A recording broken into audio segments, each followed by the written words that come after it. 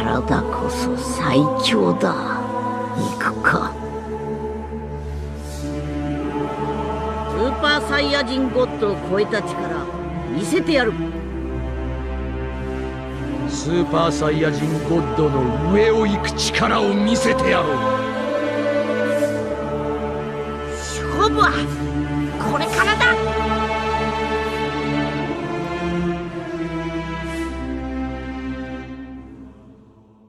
Salut les samouraïs, c'est Ansei, j'espère que vous allez bien, je vous souhaite la bienvenue dans ce nouveau Point Z. Aujourd'hui, on va parler de l'épisode 111 de Dragon Ball Super. Alors cet épisode 111, on peut dire que je l'attendais depuis un petit moment puisque ça a annoncé enfin la rencontre de Hit face à Jiren. Vous le savez, je suis assez fan de Hit, c'est un personnage qui m'avait beaucoup plu lors de son intégration durant le tournoi Univers 6, Univers 7. Un personnage que finalement Goku n'a pas encore réellement vaincu. Hit était pour le moment invaincu. Et c'est quand même un personnage qu'on sait quand même très puissant avec sa technique redoutable du Tokito-Baishi. Du coup, l'idée de le voir rencontrer Jiren, qui est un personnage que je trouve qui est intégré finalement dans le récit, un peu à la même manière que l'a été Hit. Un personnage qui s'exprime pas beaucoup, très observateur, qui a un certain charisme, il en impose, le personnage, on fait tout pour nous faire comprendre qu'il transpire la puissance, et c'est quand même des personnages qui, au fond, voilà, comme je le disais, s'expriment pas énormément et sont vraiment construits finalement de la même manière, et du coup de voir ce face-à-face finalement entre ces deux personnages, c'était quelque chose qui m'intriguait au plus haut point. Alors bien entendu, l'épisode ne commence pas forcément tout de suite avec cette rencontre, puisqu'on reprend le récit là où on l'avait laissé, à savoir Goku qui est dans la panade face à Freezer. Bon, on s'en doutait, tous les puristes du manga s'en doutaient que Freezer n'allait pas tuer Goku, et allait bel et bien lui donner son énergie, et même si on s'en doutait, j'ai trouvé que la mise en scène était vraiment bien foutue, parce que ça pourrait laisser penser qu'il est en train de le tuer, surtout dans la manière où il explique le chose. On est à couvert, on ne nous voit pas, on va pouvoir un petit peu régler les dettes qui n'ont pas été payées. Voilà, plein de sous-entendus. Même la mise en scène quand tu lui balances son énergie qui donne vraiment l'impression que Goku est en train de se faire détruire, c'était plutôt bien pensé. Mais surtout, moi, ce que j'ai surkiffé pendant ce passage, je pense que tous ceux qui ont suivi le manga ou même l'animé, ça a dû vous faire certainement aussi ce même effet, c'est que quand Freezer vient de lui donner son énergie à Goku, Goku dit « Oh, mon énergie, tout ça », Freezer répète mot pour mot ce que Goku lui avait dit sur Namek. J'ai trop kiffé ce passage, mais vraiment mot pour mot, le truc, je pense qu'avec ça dans ton état tu devrais être capable de survivre, machin et tout. Non, franchement c'était juste génial pour ça, un grand bravo, c'était vraiment bien amené. Maintenant c'est très flou, quels sont vraiment le plan de Freezer, quelles sont les intentions de Freezer. Je pense qu'il a compris visiblement que Jiren était un gros morceau et il avait pas vraiment envie de se confronter à lui, donc ça sous-entend clairement que Freezer n'a pas le level. Bon, en même temps, on en reparlera plus tard, mais Jiren, il est quand même vraiment d'un autre monde. Et du coup, on se demande quand même qu'est-ce qu'il a prévu de faire, parce que bon, ça m'étonnerait que Freezer reste passif tout le temps. Je pense que quand il va pouvoir se trouver une ouverture sur quoi que ce soit, il va certainement s'engouffrer dedans, et ça m'étonnerait aussi qu'il joue le jeu finalement de l'univers 7 tout le long de l'aventure. Ce serait très étonnant de la part de ce tyran de l'espace.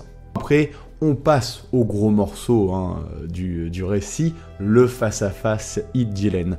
Encore une fois, un truc qui est très bien dans cet épisode, j'espère qu'ils vont continuer sur cette lancée, c'est de prendre le temps de mettre en place les choses. Ces petits moments de face-à-face entre les personnages, tout ça, c'est un petit délice, d'autant plus que là, encore une fois, on a des personnages qui s'expriment pas forcément énormément verbalement, c'est plus au niveau de leur attitude, et ça, c'était vraiment très stylé. Alors, j'ai vu des trucs un petit peu des mèmes sur le fait que, voilà, Hit n'a pas beaucoup de lignes de dialogue et répète beaucoup, c'est mon travail, mais c'est le personnage qui est articulé comme ça, c'est pas un personnage très expressif, mais je trouve que ça faisait vraiment le café. En plus, quand le combat se lance, Hit se fait vraiment malmener, on le voit se faire défoncer de partout, on voit le Tokito-Baishi complètement contré, pire que la fois où Goku avait réussi à prendre le rythme et à dépasser le Tokito-Baishi. Ici, Jiren le fait instinctivement, donc déjà ça te montre à quel point le perso est balèze, et surtout il semble complètement s'en taper le coquillard de Tokito-Baishi. Il dit même à Hit plusieurs reprises: tu comptes faire ça encore longtemps, tu comprends bien que ça sert à rien ton truc. Bon, bien entendu, avec toute la mise en place du combat, quand on voit Kiabe, tout ça, on comprend que Hit a un plan derrière la tête, ça reste un assassin, il cherche l'ouverture. on nous fait comprendre qu'il est en train d'essayer d'apprendre le rythme de son adversaire, hein, le rythme des coups, afin de trouver une ouverture. Ce qui était très très bon dans la mise en scène de ce combat, au-delà du fait que graphiquement ça envoyait plutôt le steak, on sentait, je trouve, l'impact des coups, encore une fois, et puis on a cette caméra qui va tourner autour des personnages et qui donne un sentiment d'immersion un peu plus puissant, ce qui était très très bon d'ailleurs dans le double épisode spécial, c'était une des choses que j'avais énormément apprécié. Mais l'autre chose que j'ai beaucoup apprécié aussi ici, c'est que sans même qu'on nous explique les choses du fait que voilà que Hit a un plan et tout, ne serait-ce que visuellement en matant l'épisode plusieurs fois, tu vois que Hit, certes, se fait parer, mais lui aussi part tous les coups. Il subit des dommages parce que, comme il le dit, les frappes de Jiren sont lourdes. En soi, elles sont très puissantes, elles sont colossalement même puissantes, mais il les encaisse. Et beaucoup plus tard dans le récit, on s'appuie d'ailleurs sur ça en disant mais Hit, certes, se fait frapper, mais finalement, il n'a pas encaissé tant de dégâts que ça. Et ça, Kiabe l'a vu. Et donc, j'ai encore plus apprécié quand Hit a entre guillemets, assimiler le rythme de Jiren, du moins c'est ce qu'il pense, et qu'il propulse son énergie. Donc là, ça c'était quelque chose qu'ils ont repris d'épisodes qui pourraient être entre guillemets fillers, parce que j'ai l'impression qu'on verra pas, enfin c'est sûr on verra pas ça dans le manga, c'est-à-dire les épisodes où Goku avait re-affronté Hit justement sur Terre, où on nous faisait justement la fameuse mort de Goku, tout ce truc là, et Hit était venu avec deux nouvelles techniques, une sorte de projection de son énergie, un truc un peu bizarre, et une deuxième qui lui permettait d'accumuler donc du temps, et de se créer une bulle temporelle, et ça lui permettait de laisser un fantôme, donc de créer une illusion. Ça, c'est quelque chose qui a été énormément repris dans cet épisode, qui fonctionnait assez bien d'ailleurs, en termes de mise en scène, et donc c'était assez cool de voir, voilà, Hit combiner ces deux techniques finalement, pour arriver à toucher Jiren, et donc, nouvelle technique de Hit, un emprisonnement temporel, une cage temporelle, en fait, il enferme son adversaire dans une cage temporelle, son adversaire est bloqué. Et alors là, il y a juste un petit moment grisant en fait dans l'épisode. Alors j'ai beaucoup aimé toute la mise en scène quand il propulse Jiren, qui est là en mode pathétique, il se fait piéger. On voit qu'il est un petit peu vénère de s'être fait piéger, et il est juste au bord du ring, donc quand même moment de panique, hein, on le voit pour l'univers 11, parce qu'il est quand même au bord du ring. Et là, grosse erreur pour moi de Hit, même si ça marque clairement le fait que le personnage change et évolue. L'évolution de Hit, on la voit clairement dans cet épisode. On est passé d'un personnage qui était très proche de Jiren, finalement un personnage qui ne s'exprimait pas, qui n'avait pas besoin des autres, qui s'en foutait royalement de tout ce qui se tramait autour de lui, et qui là prend quand même le parti de sauver son univers, de protéger son univers et ses camarades. C'est quand même assez fort, c'est pour ça qu'il le répète souvent, d'entendre Hit quand même dire « c'est mon travail ». Mais ça va au-delà de ça, quand il gueule « c'est mon travail de protéger l'univers 6 », en gros, c'est un moment très très fort dans le scénario et qui te montre à quel point le personnage est en train de prendre un tournant. Et ça, c'est quelque chose que j'ai beaucoup apprécié, et d'autant plus, Hit, pour la première fois, qui va faire confiance à ses alliés et qui compte sur ses alliés. Seul bémol pour moi, le moment où il a réussi à paralyser Jiren, que Jiren est dans cette bulle temporelle au bord du ring. Mais là, dans ma tête, c'était « mais putain, mais balancez tout ce que vous avez, quoi !» Moi, j'aurais balancé mais tout ce que j'avais, même Goku, qui est là en mode spectateur, un peu, on comprend qu'il est quand même affaibli, mais voilà, un bon Kamehameha dans sa gueule, plein de techniques, limite à péter le sol, comme ça a été le cas avec Tenshinhan, pour qu'il se casse la gueule. Enfin, je veux dire, vous avez une opportunité de ouf, et non, le plan, c'est « je vais le tenir jusqu'à la fin du tournoi ». À quel moment tu peux penser que tu vas tenir ce mec jusqu'à la fin du tournoi ?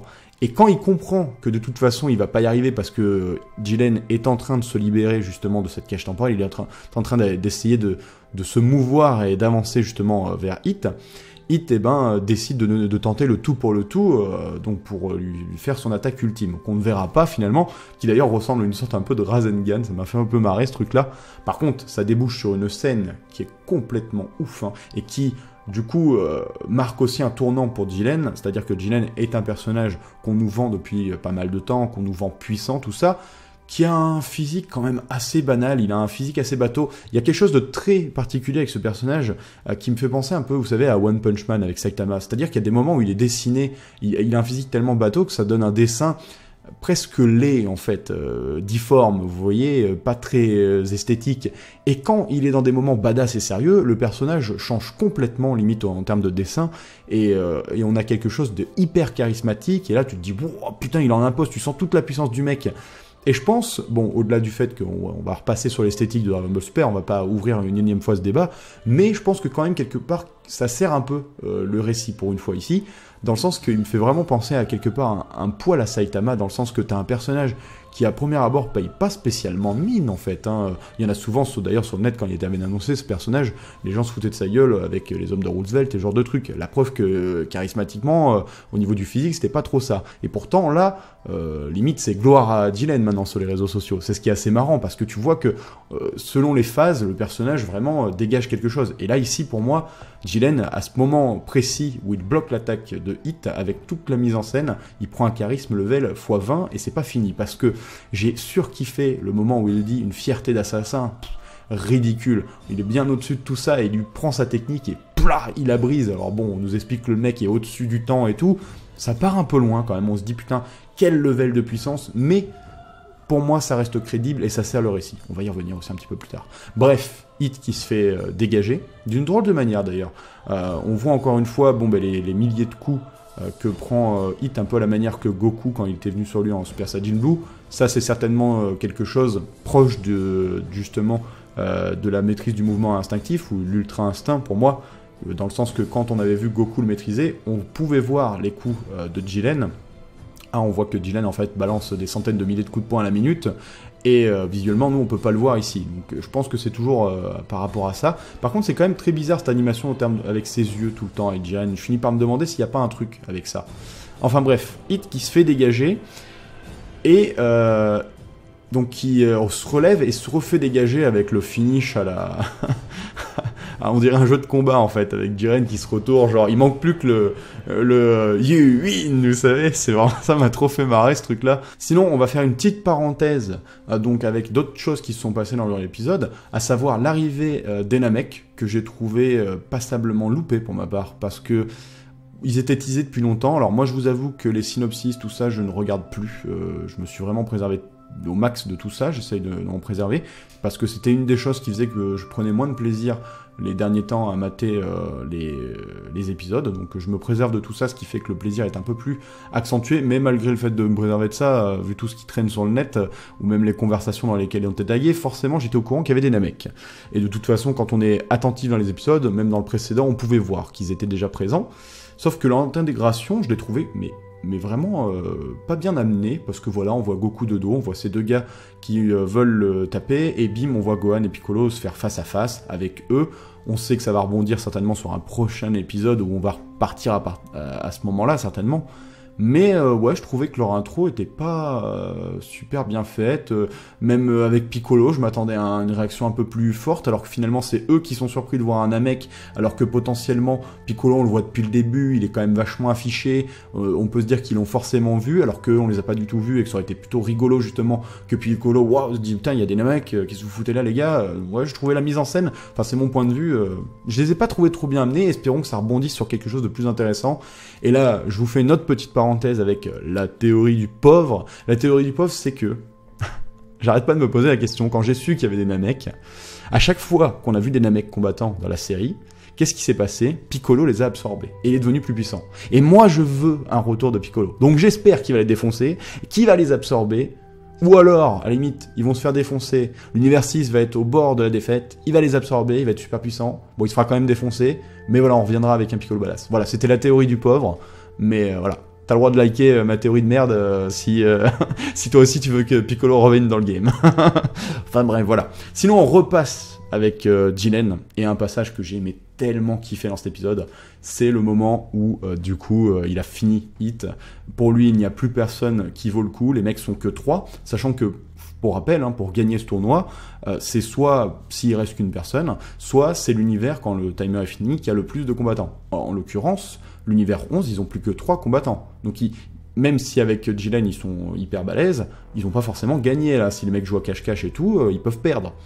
Et pourtant, Jiren décide de laisser les trucs à ses compagnons. Alors c'est vrai qu'on a tendance à oublier que Toppo quand même il envoie le pâté hein, en termes de puissance quand même, faut pas oublier, hein, même s'il n'est pas au level de Jiren, et il considère qu'il n'y a plus personne d'intéressant, et je veux dire la scène où il passe en méditation, où il regarde Goku, hein, on voit qu'il regarde Goku droit dans les yeux et qu'il dit tous les combattants intéressants ont été sortis, et il se met à méditer, il y a tellement de puissance qui se dégage autour de lui que les roches se brisent.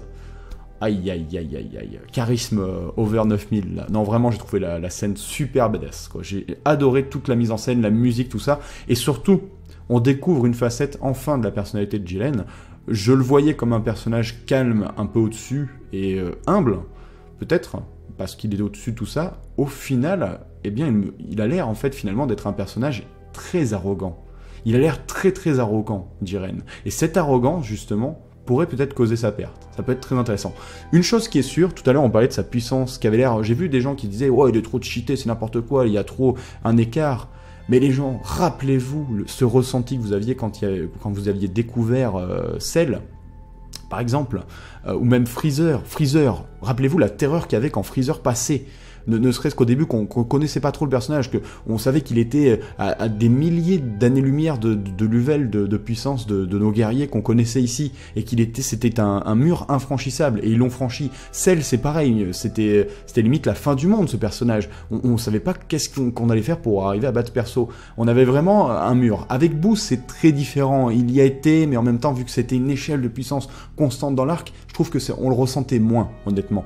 Mais quand on se rappelle pour moi de Freezer, de Cell, il y a vraiment un énorme mur qui se mettait, t'avais l'impression que les personnages étaient invincibles. Et ben du coup, je trouve qu'avec Jiren, c'est pareil pour le coup, on le voit vraiment à des années-lumière des autres persos, et justement, ce ne sera encore que meilleur quand les persos vont arriver à le vaincre, parce que, bon, je veux pas trop m'avancer, mais ils vont forcément arriver au moins à le blesser, à faire quelque chose. Déjà, on a vu en maîtrise du mouvement instinctif, Goku a réussi à toucher Jiren et monter en puissance constamment, mais il n'a pas réussi à conserver cette forme. Donc est-ce qu'il va réussir à, comme nous le dit le narrateur à la fin, à récupérer cette forme? Ça, c'est la grande question pour les prochains épisodes. Enfin voilà les amis, j'espère bien que vous aurez apprécié ce petit avis, cette petite review sur l'épisode, un épisode que j'ai énormément apprécié. Je suis curieux de voir le prochain, même si j'avoue qu'il m'intéresse un petit peu moins. Bon, ça va forcément, la hype risque de redescendre un petit peu pendant quelques temps. J'espère juste qu'ils vont pas faire trop traîner les choses maintenant, surtout maintenant on passe vraiment, on sent qu'on passe un cap. Voilà, la moitié du temps est passé, hein. Il y a même le grand prêtre qui change carrément le décor avec des nuages verts et tout pour faire monter la tension, donc on passe sur autre chose. Donc j'espère que du coup les événements vont s'enchaîner et qu'on va enfin se débarrasser de Ribeyan aussi. Enfin, en tout cas, n'hésitez pas à donner votre avis dans l'espace commentaire, c'est fait pour, c'est avec plaisir que je viendrai vous lire, et je vous dis à très bientôt pour d'autres vidéos. Prenez soin de vous, tchuss.